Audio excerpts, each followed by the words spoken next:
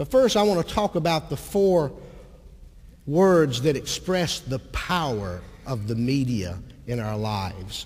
The first word I would give you is the word teach. Media is a powerful communication device. It is a powerful teacher. While being entertained, we are being taught things, often subtly. And it's really not the overt message that sometimes is so disturbing.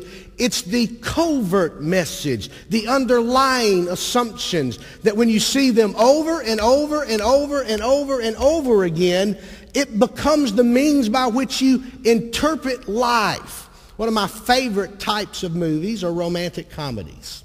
There's some great romantic comedies out there. Tom Hanks, You've Got Mail. You remember that one? They're cute, they're funny, but have you noticed what has happened in the genre of the romantic comedy? It actually started about 15 years ago.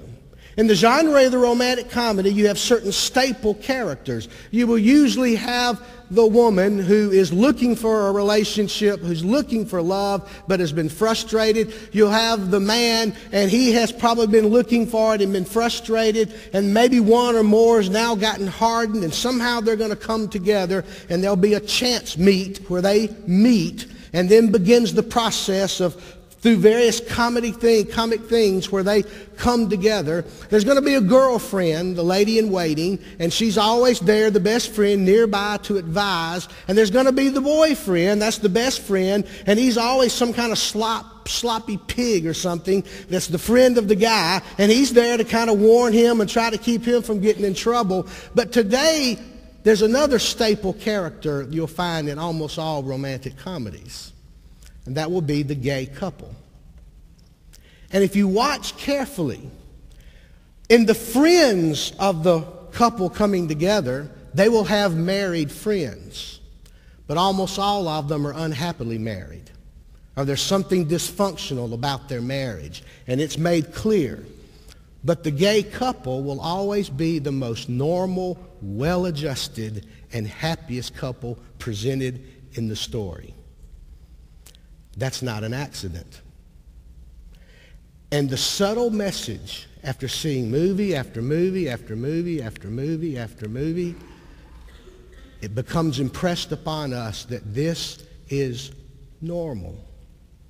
The other thing that it presses upon us over and over again is that living together before marriage is normal. This is so common that it's the way it's going to be, and we don't even think anything about it when we watch movies.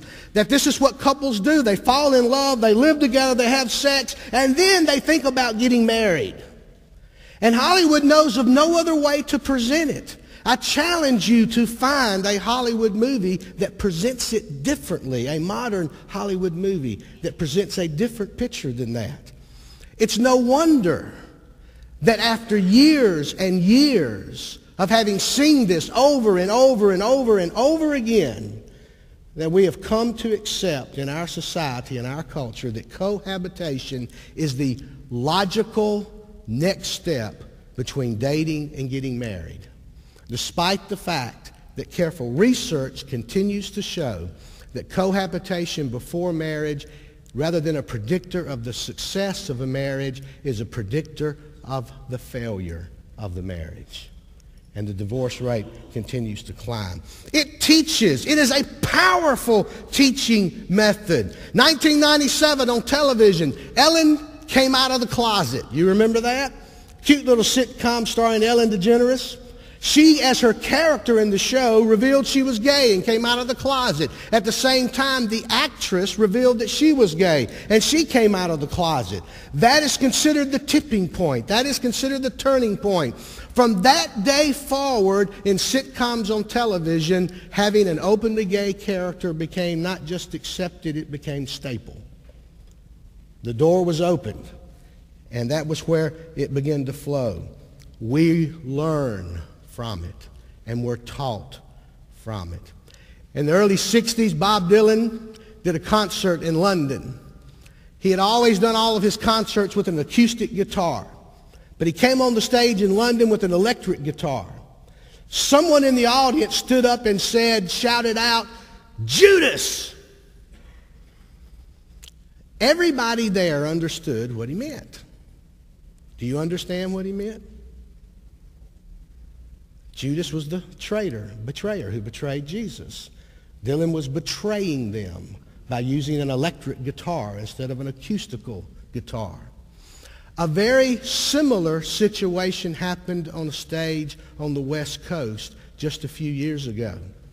And a very similar thing happened when someone hollered out at the performer, Judas. When asked, the majority of the people at the concert thought he was talking about the rock band Judas Priest.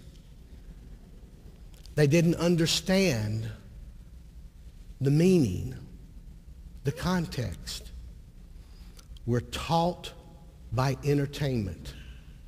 And entertainment is not teaching us biblical values or the biblical stories that have shaped our culture.